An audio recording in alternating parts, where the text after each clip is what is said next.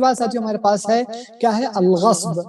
الغصب ساتھیوں صلح کے اندر جو معاملہ ہے ساتھیوں وہاں پر مال کہاں پہ آیا؟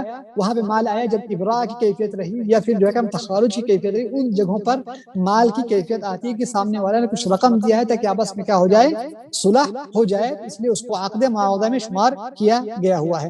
اچھا اس کے بعد ساتھیوں ہمارے پاس غصب ہے. کوئی آدمی جا کر کے زبردستی کسی کا سامان لے لے یا چھین لے.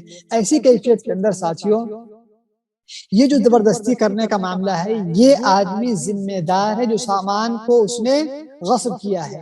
امانتاً اس کے پاس یہ چیز موجود ہے اور اس کو واپس کرنا ہے اس چیز کو. ٹھیک ہے جب فیصلہ ہو اس کو کیا کرنا ہے؟ واپس کرنا. شرعی طور پہ اس کے اوپر فرض ہے کہ وہ یہ چیز کو واپس کرے گا.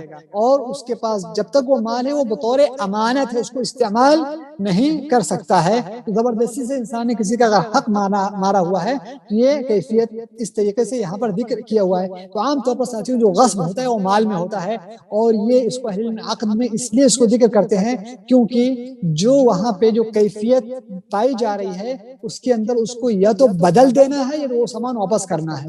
ٹھیک ہے اس کو بدل دینا ہے تو کیا ہو جائے گا؟ یہاں پر مبادلہ کی کیفیت آ جائے گی. تو یہ ساتھیوں مال کے اندر ہے معاملہ. یہاں پر مال کو لیا گیا ہے اس لیے اس کو واپس کیا جائے گا. اور مزید ویڈیوز کو دیکھنے کے لیے آپ ہمارے YouTube چینل کو سبسکرائب کریں. فجزاکم اللہ خیرا.